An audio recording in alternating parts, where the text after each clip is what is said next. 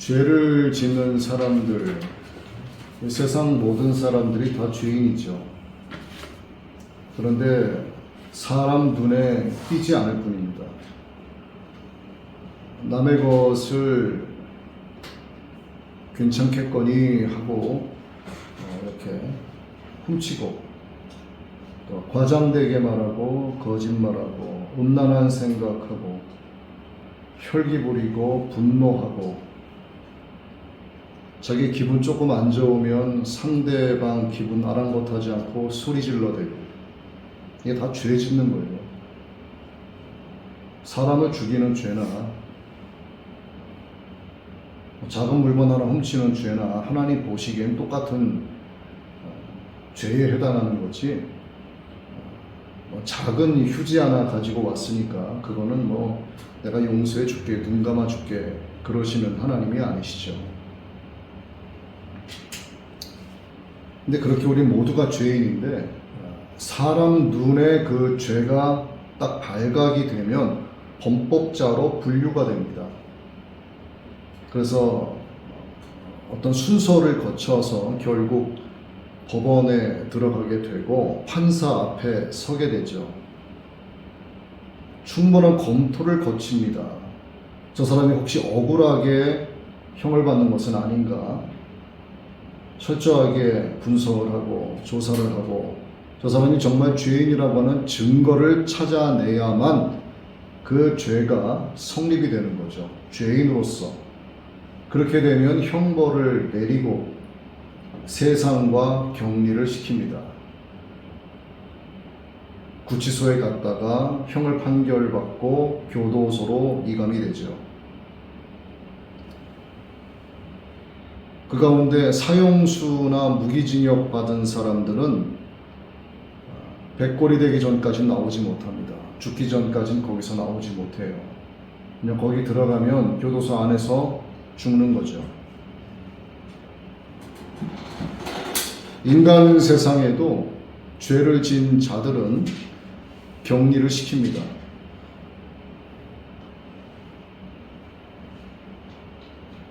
모래와 자갈이 섞여 있는데, 자갈을 좀 버리고 모래만을 사용하려고 해요. 그러면 삽으로 떠서 체에다 올려놓은 다음에 거르죠.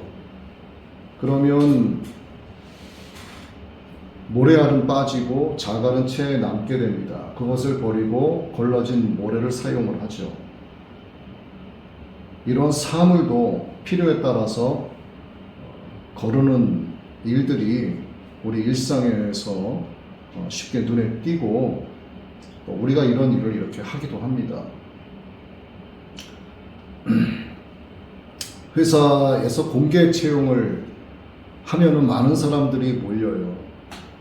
그러면 회사에 필요한 인재들을 뽑기 위해서 서류 심사를 하고, 또 1차 면접도 하고요. 또 경우에 따라서는 블라인드 인터뷰도 합니다. 합격이 되고 나면 거기서 또 거릅니다. JPHS라고 하는 업무 파악을 위해서 성향에 따른 업무 분석을 시키기 위한 그런 테스트를 거쳐서 거기서 또 떨어뜨리고, 결과적으로 10명을 뽑는데 1000명이 지원한다든가, 이렇게 해서 결국 그 회사 안으로 들어가는 공개 채용 대상자는 몇 명 안 되고요. 대부분이 다 떨어집니다. 격리가 되는 거죠. 분류가 되는 겁니다. 오늘 우리가 본문 말씀을 함께 읽었어요. 바다에 그물을 치고 고기를 모는 것이 천국이다. 그리고 그 그물에 각종 물고기가 걸려들고 물가로 갖고 나와서 좋지 않은 것은, 못된 것은 버리고 좋은 것은 그릇에 담는다. 이게 우리가 읽은 본문이죠. 제가 조금 전에 3가지의 예를 들었습니다. 범법자가 세상에서 격리돼서 교도소로 들어가는 문제, 또 모래와 자갈을 체에 거르는 것, 또 회사의 공개 채용에서 필요한 일꾼들을 회사에서 채용하고 나머지는 떨어뜨리는 것. 오늘 본문 말씀과 같은 맥락의 내용이에요. 본문에 나오는 단어 하나하나를 조금 살펴볼 필요가 있습니다. 본문에서 말씀하시는 바다는 우리가 살고 있는 이 세상을 가리키죠. 물고기는 세상에서 살고 있는 사람들을 가리킵니다. 그물은 교회를 가리킵니다. 그물을 던지는 행위는 전도하는 것, 선교하는 것, 복음 전파에 관한 모든 행위를 가리켜요. 그물을 던지는 자는 누구인가? 바로 성도입니다. 전도하는 자, 선교사, 말씀을 가르치는 자, 전하는 자가 바로 그물을 던지는 자예요. 그물을 모는 자입니다. 그럼 물가로 끌고 나왔을 때 이것을 분별하는 건 누구인가? 바로 천사들을 가리킵니다.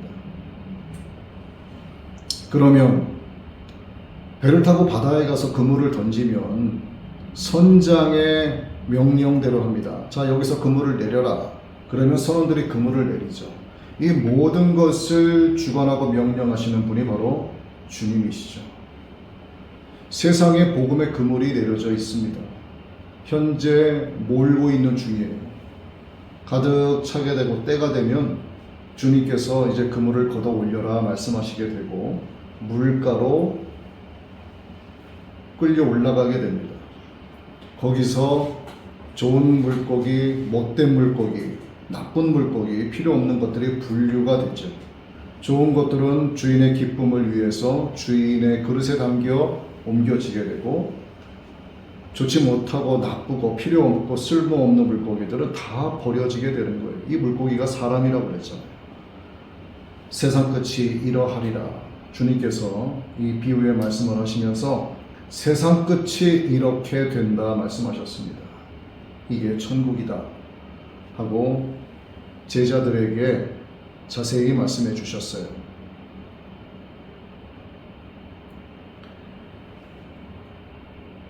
제자들에게 이렇게 말씀하신 거는 제자들이 대부분 어부 출신들이잖아요. 그러니까 이렇게 비유로 말씀하시면 제자들이 보다 빠르고 쉽게 이해할 수 있기 때문에 예수님은 제자들에게 이와 같이 비유로 말씀하셨습니다.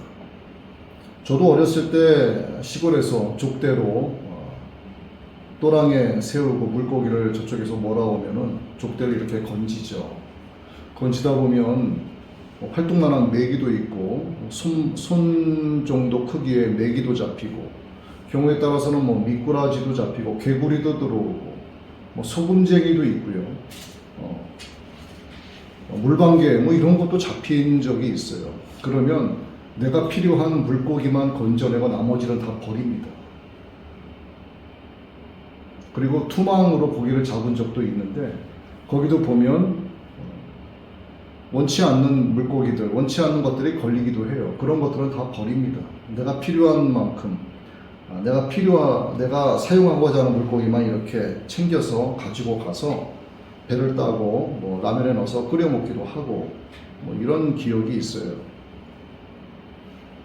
우리가 가끔 TV에서 이렇게 사금 채취하는 것을 보게 되는데 모래를 가득 떠서 수십 번, 수백 번 돌리고 물을 넣어서 또 버리고 반복하다 보면 결국 좁쌀만한 또는 쌀알갱이만한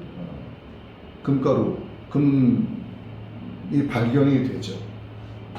버려지는 것은 월등히 많은데 남는 사금은 아주 소량밖에 안 됩니다.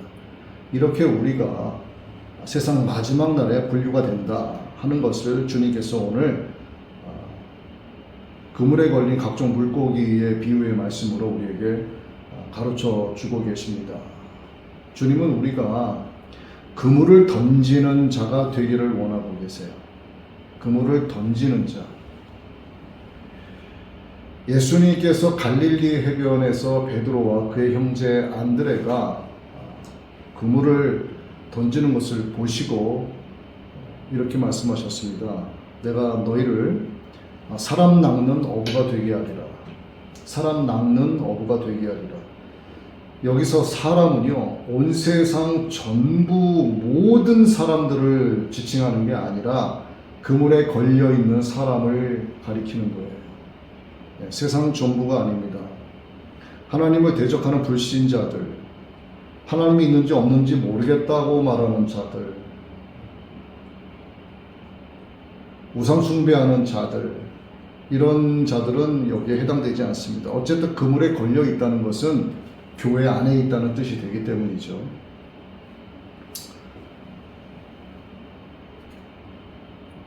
오늘 그물에 각종 물고기가 잡혔다 그래요. 각종 물고기.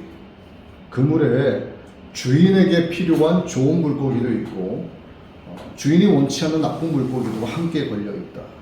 그러면 그물은 교회라고 말씀을 드렸어요. 이 교회 안에는요, 우리 교회뿐만이 아니라 전 세계 예수 그리스도께서 머리 되신 교회 안에는 온갖 종류의 사람들이 다 있습니다. 참된 예배자가 있기도 하고 가짜 예배자가 있기도 하고요. 겉으로는 거룩해 보이고 은혜가 넘쳐 보이지만 속은 아주 완악하고 사악한 사람들이 교회에 섞여 있어요. 주님의 이름으로 온갖 기적과 이사를 행하고 하나님께서 주신 거룩한 은사를 자신의 존귀함을 높이기 위해서 자신의 이름을 위해서 은사를 거짓되게 사용하는 그런 사람들도 굉장히 많습니다. 그러니까 온갖 종류의 사람들이 다 있는 거예요. 하나님 말씀에 청종하는 사람들도 있고 귀신이 들어와서 말씀 못 듣게 졸고 잠자는 사람들도 있고 다양합니다. 하나님 말씀에 청종하지 않고 핸드폰 쳐다보는 사람들도 있고요. 그건 예배 드리는 게 아니라 종교 행위를 하고 있는, 종교놀이 하고 있는 그냥 종교인에 해당이 되죠. 아주 못돼 먹고 나쁜 물고기들입니다. 주님은 반드시 그들을 버리세요. 회개하지 않으면 주님은 반드시 그들을 버립니다.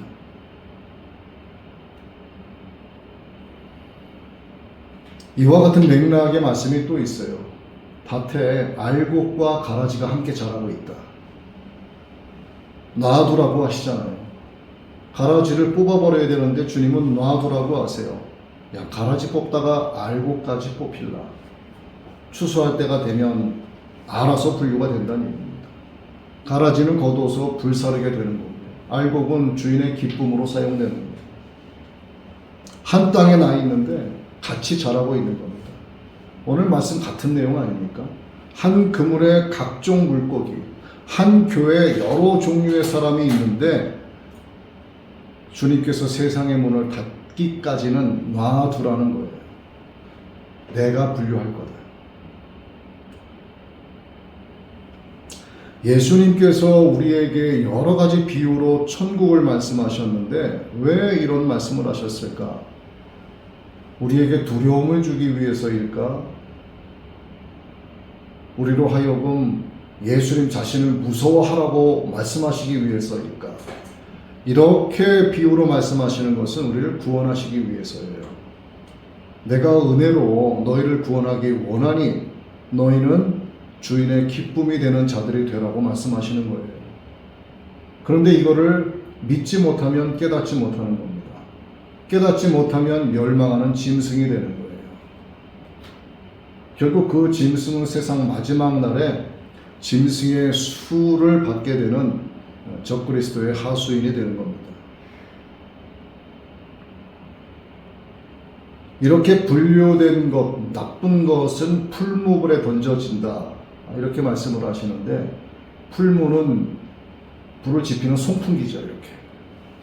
풀무불은 풀무질로 일어난 불이 바로 풀무불이에요. 아주 뜨겁고 굉장히 활성화되어 있는 그런 불을 가리킵니다.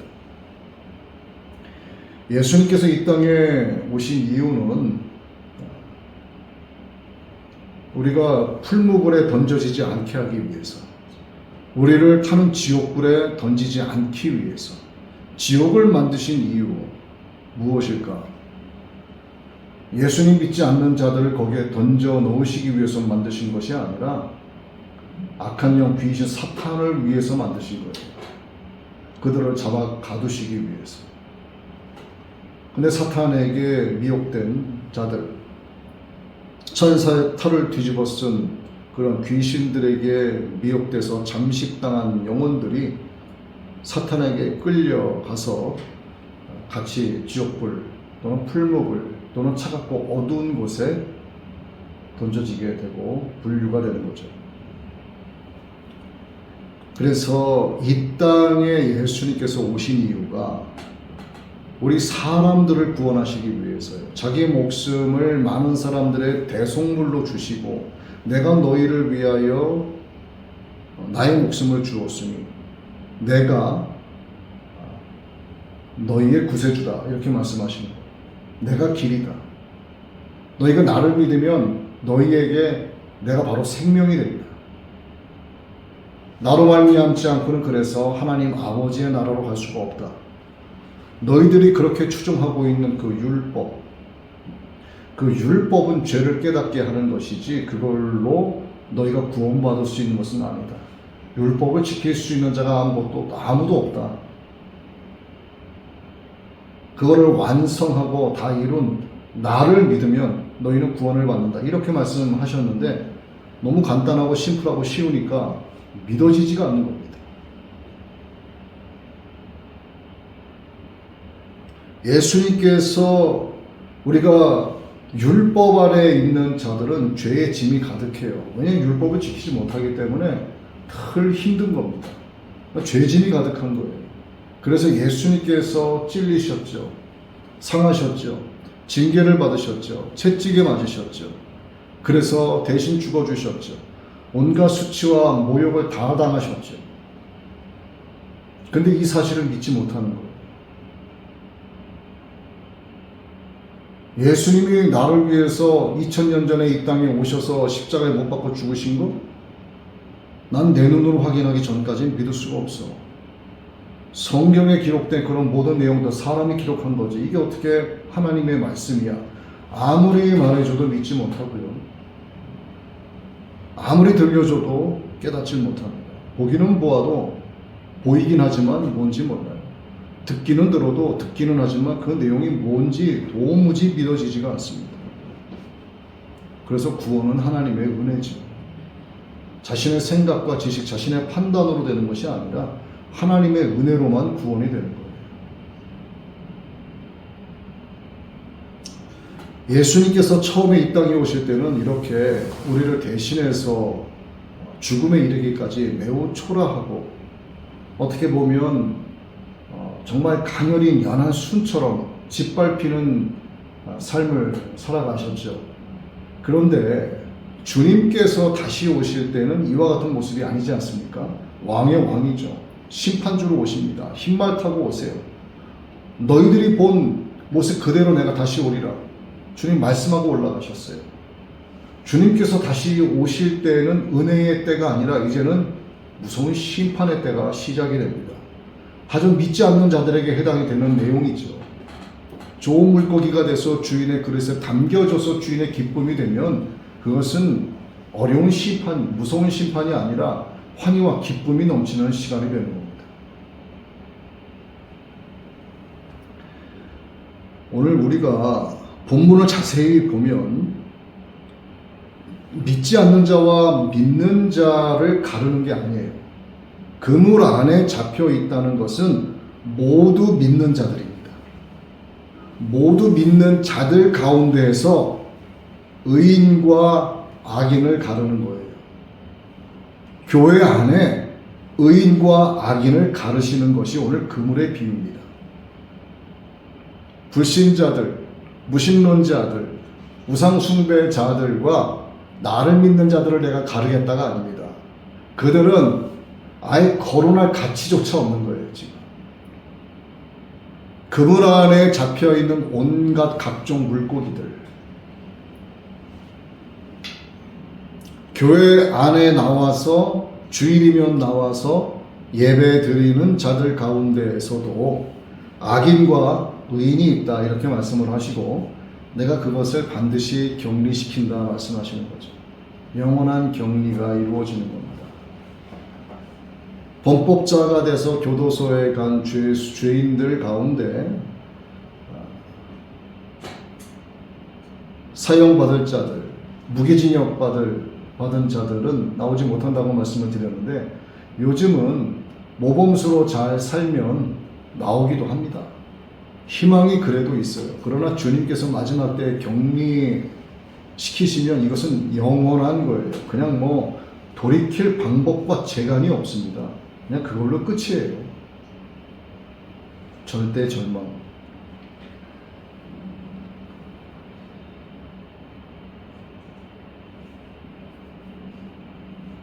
불신자들,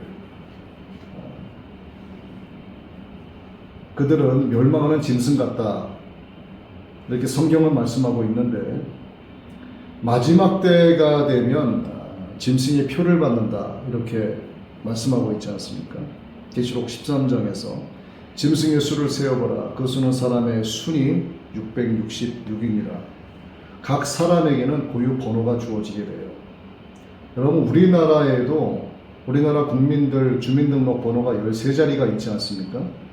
13자리의 주민등록을 분석을 해보면 그 사람이 어느 나라 사람인지, 남자인지 여자인지, 태어난 년, 월, 일이 기록이 되고, 그 다음에 그날 하루 중에 몇 번째 태어났는가까지도 기록이 됩니다. 주민등록번호에 숨어져 있는 비밀이 굉장히 많아요. 각 나라에, 미국에도 미국 시민권, 시민번호가 부여가 돼요. 그런데 앞으로는 세계 단일 정부가 되면서 이거를 통치하는 한 사람이 나타나게 되는데, 그 사람 밑에서 전 세계의 정부가 하나가 됩니다. 그래서 그 사람 모두에게 새로운 번호가 부여가 되는데, 그게 바로 칩으로 부여가 되는 거예요. 칩 안에는 고유 번호가 들어가 있거든요. 이 번호를 받게 되면 그 사람은 곧 짐승이 되는 겁니다. 자신의 생각과 사상과 이성과 판단대로 움직이지 못해요. 모든 것은 컴퓨터에 의해서 조종이 됩니다. 그래서 우리가 집에서 기르는 개와 고양이처럼 되는 거예요. 개는 목줄을 하고 있으면 가고 싶은 대로 못 가요. 주인이 목줄을 잡고 끌어당기면 주인이 가자 하는 대로만 가야 됩니다. 사람이 그렇게 되는 거예요. 그래서 사람에게 들어간 그 표는요, 번호가 부여되어 있기 때문에 그 사람의 이름은 이제는 없어지는 거예요. 그 사람은 앞으로 번호로 불리워집니다. 이게 바로 짐승의 수예요.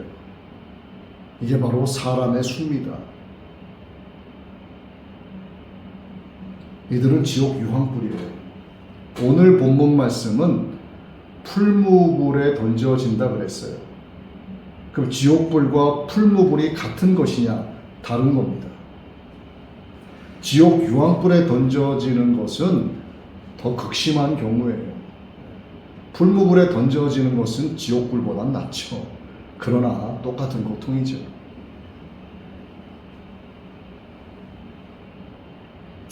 오늘 우리 몇 분 안 되는 우리 가운데도 분명히 의인과 악인으로 갈라질 자들이 저는 있다고 봅니다. 이름을 말씀드릴 수는 없지만 있어요.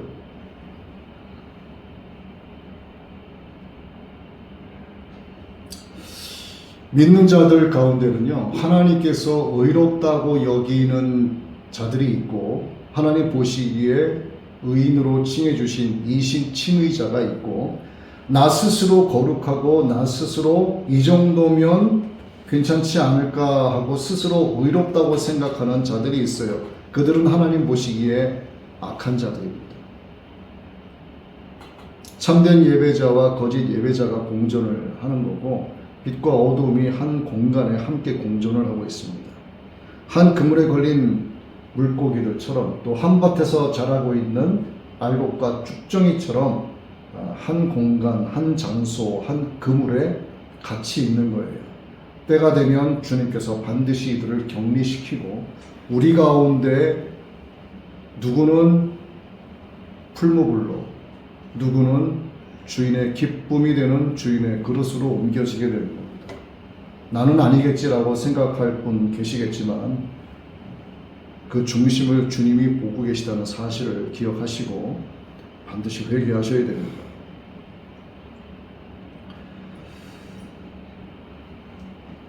아무리 잘난 인간도 자기 스스로 구원할 수가 없어요. 천사도 주님의 명령이 없이는 믿는 자들을 의인과 악인으로 분류할 수 없습니다. 우리가 새 예루살렘성 구원받고 주님의 신부가 돼서 들어가게 되면 천사들은 우리의 종이 되는 거예요. 천사들이 우리를 수종듭니다. 지금은 우리가 천사를 우러러보고 야 천사 광명의 천사 이러지만 우리가 하나님 나라에 들어가서 주님과 함께 살게 되면 천사들은 우리의 종이에요. 우리가 천사들의 종이 되는 거예요. 그러나 이것은 하나님 보시기에 의인들에게 해당되는 소리지 교회 안에 있어도 악인으로 분류되면 그들은 천사들에게 어떻게 될지 몰라요. 매를 맞게 될지 풀무불에 던져지게 될지 이를 바득바득 갈면서 내가 왜 여기 있어야 되는지 모르겠다고 주님을 향해서 불평과 불만을 늘어놓게 될지 누가 알겠습니까? 우리 가운데도 분명히 있을 거예요.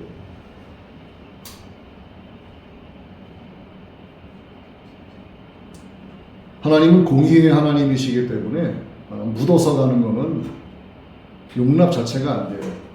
내가 한 자리에서 한 공간에서 함께 예배 드리고 있고 예배 시간에 함께 하고 있기 때문에 나도 하나님께서 기억해 주시겠지 하는 것은 그만의 생각이지 주님은 그렇지 않다는 거죠.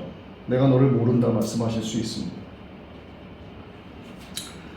뭐 내가 전도도 많이 했고 헌금도 꼬박꼬박 했고 11조도 빼놓은 적 없고 예배도 가급적이면은 빠지지 않고 드렸는데 이 정도 헌신하는 거는 주님께서 알아봐 주시겠지. 그렇죠. 그 정도 했으면 주님께서 지옥에는 보내지 않으실 겁니다. 다만 예루살렘 성 안으로 들어가지는 못할 수 있어요. 기름을 넉넉하게 준비하지 못한 자가 되기 때문에 가라지가 되기 때문에 나쁜 물고기가 되기 때문에 밭에 간 주인 보화를 발견했지만 그 밭을 사지 못했기 때문에 극히 좋은 진주를 발견했지만 그 진주를 자기 소유로 삼지 못했기 때문에 그들은 성 밖에 머무는 겁니다. 문 앞에 머무는 거예요. 못 들어갑니다. 그 안에. 한 번 닫힌 구원의 문 다시 열려지지 않으리 우리가 찬양하지 않았습니까? 안 열려지는 거예요. 차갑고 어두운 곳에서 내가 왜 여기 있어야 되냐며 내가 인간으로 있을 때 얼마나 그래도 열심히 했는데 주님이 왜 나를 몰라주냐며 이를 박박 갈면서 슬퍼하겠죠. 내가 조금 더 할 걸, 조금 더 잘할 걸.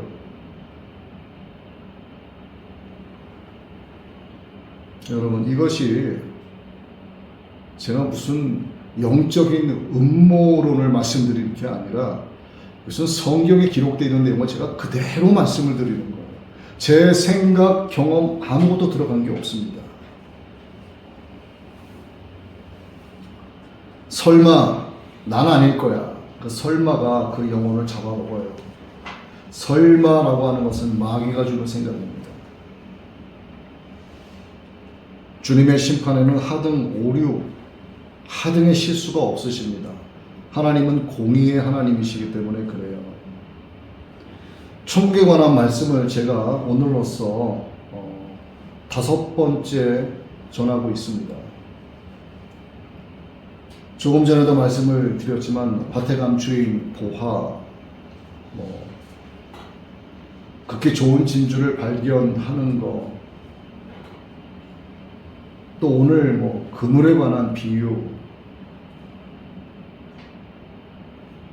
그런데 이 말씀을 듣고도 이것이 나에게 해당되는 이야기가 아니기 때문에 밭에 간 주인 보화, 이걸 내 이름으로 명예 이전하지 않고 극히 좋은 진주 예수 그리스도를 발견했는데 나의 것으로 삼지 않고 나의 주인으로 삼지 않고 나를 그분의 것으로 하지 않고 오늘 내가 그물에 걸려있는 내가 교회에 나와 있는데 내가 정말 하나님 보시기에 의인인가를 하나님의 관점으로 나 자신을 바라보지 않으면 그는 버려지는 거예요. 아주 그냥 명확합니다. 이거일까 저거일까 회색이라는 게 없어요. 어둠이냐 빛이냐 선이냐 악이냐 구원이냐 버림받느냐 이거밖에 없는 거예요. 5번이나 천국에 관한 설교를 했는데도 불구하고 깨닫지 못하면 그는 깨닫지 못하는 게 아니라 믿지 못하는 거예요. 믿지 못하니까 깨닫고 싶지도 않은 거고 깨달아야 할 이유도 찾지 못하는 겁니다. 이 물가라고 하는 개념을 오늘 우리가 또 알아야 돼요. 자, 그물을 몹니다. 지금 이 세상에 그물이 던져져 있는 중이에요. 그리고 말씀을 가르치고 전하는 자들, 또 전도하고 주님을 사모하고 주님과 동행하고 내 안에 주님 모시고 사는 주님의 신부될 자들이 이 세상을 이렇게 복음의 그물을 계속 몰고 있는 중이에요. 한 영혼이라도 더 구원하기 위해서. 자, 근데 이것이 영원히 지속되는 게 아니죠. 때가 되면 선장이신 주님이 그물을 거두어라.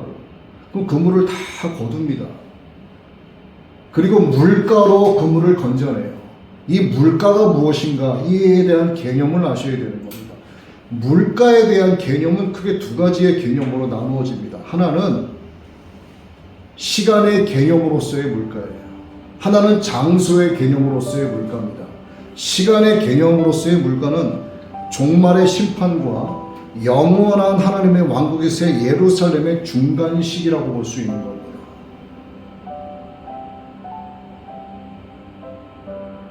우리가 7년 혼인잔치를 해요. 공중 재림하실 때 휴거가 되고 먼저 죽은 자들이 일어났죠. 주님이 데리고 오시고 살아있는 자들이 휴거가 됩니다. 그렇게 주님과 보내고 나서 후기 3년 만에 이 땅에서 환난 가운데 지나게 되면 주님이 이 땅에서 이제 재림을 하시게 되는 건데 바로 그때가 오늘 말씀이 이루어지는 때예요. 새 예루살렘에 들어가기 직전, 풀무불에 던져지기 직전, 사탄과 불신자들이 지옥에 던져지기 직전 요 시기. 지금 현재 우리가 살고 있는 이 시기는 요 때가 도래되지 않았습니다. 이 물가의 때가 아직은 도래되지 않았지만 곧 도래되죠. 요 중간의 시기입니다. 주님의 재림 이후의 심판과 영생이냐 영벌이냐로 갈라지게 그 과정의 심판의 그 시간이 바로 이 물가가 시간의 개념으로서 물가를 우리가 볼 수 있습니다. 그럼 장소의 개념의 물가는 무엇인가? 예수님께서 심판하시는 그 심판의 현장이라고 볼 수가 있습니다. 이 물가는 바로 심판의 현장이에요. 그러면 저와 여러분은 심판의 현장에 없게 될 것 같으세요? 우리가 육신이 죽어도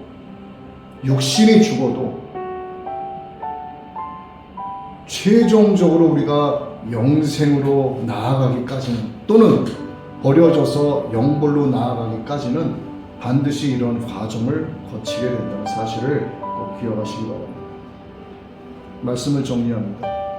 그물에 걸린 물고기 이것들이 물가에서 격리되는 것은 회복 가능한 격리가 아니라 영원한 격리, 영원히 구별되는 거예요.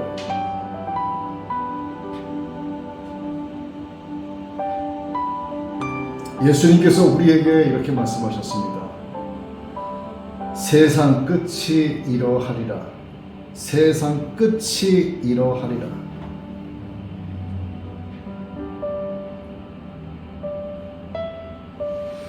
그리고 나서 하신 말씀이 뭐냐면 이 모든 것을 너희가 깨달았느냐 이렇게 물어보세요. 여러분 지금까지 여러분에게 천국에 관한 말씀을 정말 많이 드렸어요. 많은 예화로 들었고 많은 비유도 들었고 여러 가지 이야기를 가져와서 천국에 관한 말씀을 드렸는데 여러분은 깨달으셨습니까? 이게 믿어지세요? 믿어지지 않으면 그는 깨닫지 못하는 거예요. 그럼 결국 그는 하나님 보시기에 의인이 아니라 스스로 의롭다고 여기는 악인에 해당이 된다. 이렇게 생각하시면 딱 맞습니다. 여러분 주님께서 통치하시는 왕국이 어떤 곳인지 그것에는 과연 누가 들어가게 되는지 여러분은 깨달으셔야 돼요. 이걸 분명하고 명확하게 아셔야만 됩니다.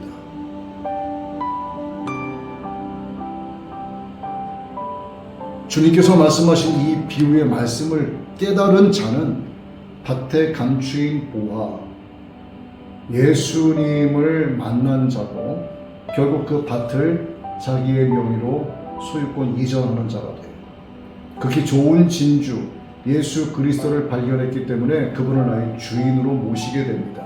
나는 그분의 것이라고 고백하게 되고 그분을 위하여 살게 되는 거예요. 내 안에 그분을 모시고 살게 되는 거예요. 여러분, 제가 조금 전에 그분을 위하여, 주님을 위하여 살게 된다고 했는데 우리가 주님을 위하여 할 게 솔직히 뭐가 있어요?